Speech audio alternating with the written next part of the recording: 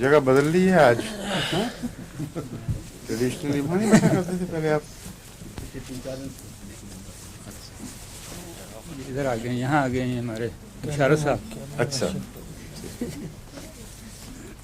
जमीन जुम्बत ना जुम्बत गुल मोहम्मद, क्या मतलब है इसका? यहाँ गुल मोहम्मद कौन है इस वक्त? सुना हुआ है लेकिन है? पुराना सुना हुआ है, भूल गए हैं जी क्या है? अपने मुतालिक भूल गए? अच्छा ये बात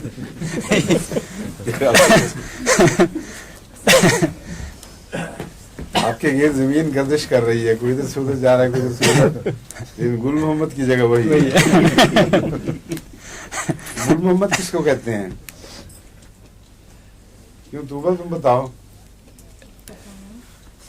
गुल मोहम्मद पता किसको कहते हैं? किस चीज का नाम है गुल मोहम्मद? कोई बताए। बड़े बड़े यहाँ उर्दू दान इकट्ठे हुए हैं। मोहम्मद का फूल। हाँ, लफ्जी तर्जुमा तो ठीक है, लेकिन किसको कहते हैं?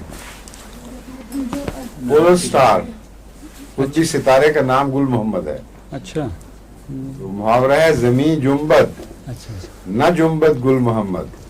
ठीक कि जमीन हर वक्त हरकत कर रही है, कहीं कभी जगह बदल रही है, मगर गुल मोहम्मद नहीं अपनी जगह से, ठीक उसका रुख वही रहता है। समझे? जी जी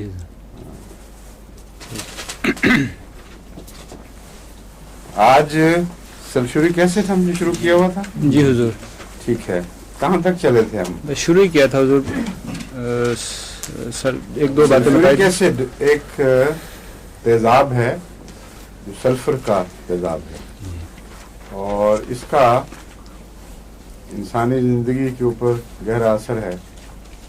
और आमतौर पर जब पेट खराब होते हैं तो उसमें सल्फ्यूरिक एसिड भी पैदा होता है, और उसकी जो पहचान है, ये जब चांदी के ऊपर असर दिखाए तो चांदी को काला कर देता है। सल्फ्यूरिक एसिड काला कर देता है ना, जी तो कौन सी बदबू निकलती है? सल्फाइड सम हैं? गंधक की नहीं, हाइड्रोजन सल्फाइड। Hydrogen sulphide. जी हाइड्रोजन सल्फाइड बाज मरीजों के बदबू में जरूर होती है, और जब ज्यादा पेट खराब हो तो ये हाइड्रोजन सल्फाइड नुमाया असर दिखाती है। ये सल्फर की कारस्तानी है ज्यादातर, लेकिन सल्फर का तो जिस्म से बहुत गहरा ताल्लुक है। फिलहाल मैं आपको एसिड्स के मुताबिक बताता हूँ कि सब एसिड्स के अंदर बात बुनियादी बातें हैं जो हर मरीज में असर दिखाएंगी। एक लफ्ज बार बार आप होम्योपैथी किताबों में पढ़ेंगे, एसिड डेबिलिटी। एसिड डेबिलिटी, जब भी जिस्म में किसी तेजाब का भी असर ज्यादा हो जाए तो अचानक जिस्म से ताकत निकलती हुई महसूस होती है, और अच्छा भला जिस्म वैसे, लेकिन जान नहीं रहती जिस्म में। और आमतौर पर हार्ट बर्न के साथ भी एसिड डेबिलिटी का केस हो जाता है। जिनको ज्यादा यानी महसूस नहीं होता मगर खट्टी चीजें खाते रहते हैं और वैसे मासूम समझते हैं कोई तकलीफ नहीं हुई, लेकिन जब बिल्डअप हो जाता है तो अचानक जिस्म की ताकत जवाब दे जाती है, और डॉक्टर मुआयना करेंगे, हर लिहाज से वो ठीक ठाक होंगे, लेकिन अंदरूनी तौर पर ताकत नहीं है। ये एसिड डेबिलिटी है, और इसका क्या वजह है, क्यों असर इस तरह होता है, हमें मुझे इल्म नहीं। क्यों डॉक्टर साहब आपके इल्म में है? लेकिन क्या ये मुहावरा एलोपैथिक में भी मिलता है एसिड डेबिलिटी का? ये जो कहते हैं डंपिंग सिंड्रोम जी कहलाता है, उसी में ये इस किस्म की सिंड्रोम मींस दैट हाँ, यू नो। ठीक है, क्वाइट राइट। लेकिन अगर आप मसलन ऐसे मरीज को देखें जिसने ऑरेंजेस ज्यादा खा लिए हों तो अचानक उसको एसिड डेबिलिटी होगी, और मरीज ये समझता है बाज़ दफा कि वो हो गया है, दिल की तकलीफ हो गई है। मामूली हरकत से भी वो सारा जिस्म मालूम होता है उससे जान निकल गई, सेंसेशन सी पैदा होती है कमजोरी की। लेकिन ये एसिड डेबिलिटी है जिसका कोई इस दिल के साथ ताल्लुक नहीं है, और ऐसा मरीज बसा औकात खुद या बाज़ दफा डॉक्टर ऐसे मरीज को अस्पताल भेज देते हैं हार्ट स्पेशलिस्ट के पास, और वैसे वो ठीक ठाक होता है, मजबूत। तो ये मैं आपको इसलिए बता रहा हूँ कि बहुत से ऐसे मरीज आपके इल्म में आते रहेंगे जिनमें असल बुनियादी वजह एसिड डिबिलिटी की है। मुझे इसका खुद तजर्बा हुआ है। किसी ज़माने में जब मैं वैसे बड़ी एक्टिव ज़िंदगी थी, हर किस्म की खेलों में हिस्सा ले रहा था, लेकिन सर दर्द का जो मुझे दौरा हुआ करता था वो बाज़ ख़ास दवाओं से ठीक होता था, वरना ठीक नहीं होता था। मसलन सैंडोल एक कलकत्ता में मिला करती थी, वो अब्बा जान से कभी कभी मिल जाती थी, मगर अगर ना मिले तो फिर एस्प्रिन खानी पड़ती थी। एस्प्रिन बाज़ 5-5 टिक्कियाँ खा के तो फिर सर दर्द को कुछ शफाका महसूस होता था, लेकिन उसके नतीजे में जिस मैदा जल जाता था और पेशाब में भी उसकी गुर्दे की ऊपर असर ज़ाहिर होकर जलन की कैफियत आनी शुरू हो जाती थी। तो शुरू में तो मुझे पता नहीं लगा, मैं करता रहा ऐसे। एक दिन एकदम बिल्कुल ताकत खत्म हो गई। मेरा पैर घर, मैं उसको मुझे याद लेटा हुआ था, बिल्कुल जिस्म से जान निकल गई और कुछ समझ नहीं आती थी हो क्या रहा है। मैंने कहा मुझे, मैं हाथ भी हिलाऊंगा तो लगता कि दिल नाकाम हो जाएगा, दिल धड़कना बंद कर देगा मतलब है। तो डॉक्टर्स बुलाए गए, सब ने आके देखा, ब्लड प्रेशर भी नॉर्मल था, हर चीज़ दूसरी ठीक थी, लेकिन फिर वो ECG भी हुआ, पता लगा दिल बिल्कुल ठीक है। तो उस ज़माने में मैंने अभी होम्योपैथिक नई शुरू की थी, ये पहले शुरू में तो नहीं थी कि, उस ज़माने में तो नहीं की थी अभी, मगर कुछ देर इसी तरह सफ़र करता रहा। बाद 15-15 दिन बिस्तर से बाहर नहीं निकला, और यही जो था ना खौफ के, बस कमज़ोरी, हाथ हिला और एकदम जान निकली। तो रफ्ता आहिस्ता आहिस्ता वापस आई, लेकिन इसलिए कि उस अरसे में ग़िज़ा की एहतियात खुद ब खुद हो गई, लेकिन मुझे पता नहीं था कि हो क्या रहा है।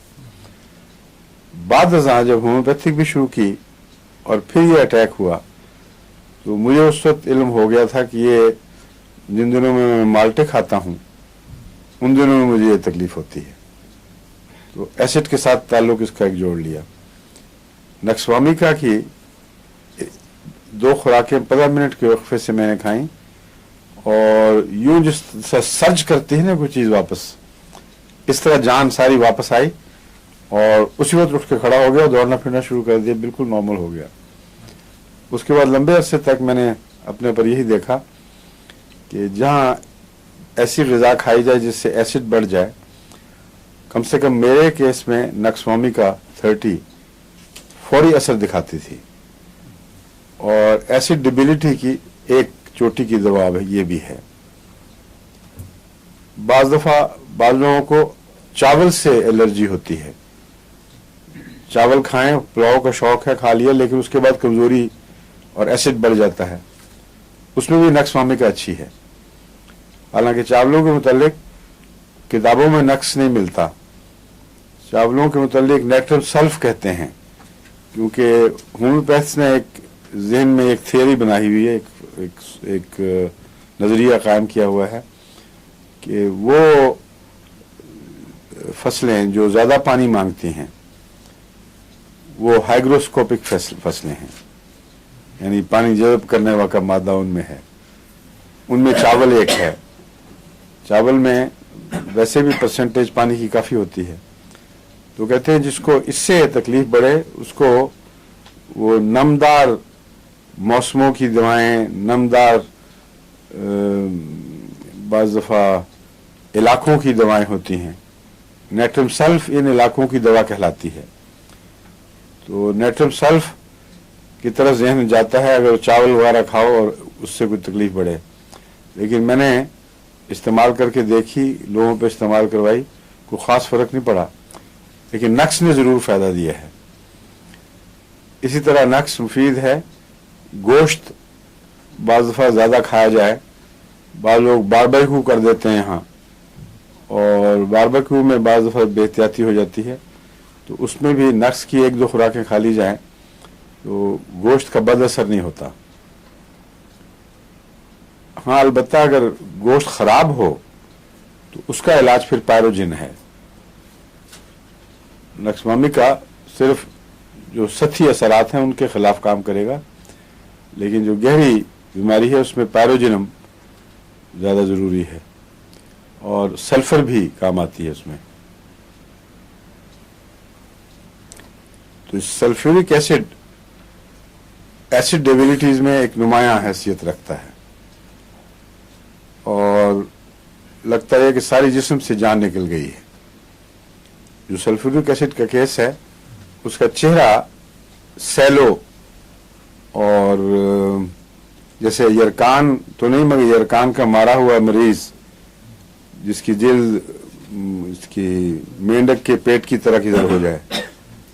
आमतौर पर सल्फ्यूरिक एसिड के क्रॉनिक मरीजों में जो लंबे हो गए हों इसी किस्म का चेहरा दिखाई देता है। तो ये जब ये ऐसा चेहरा नजर आए तो हाइपरसल्फ की भी याद कराता है, और सल्फ्यूरिक एसिड की भी और बेसिलिनम की भी।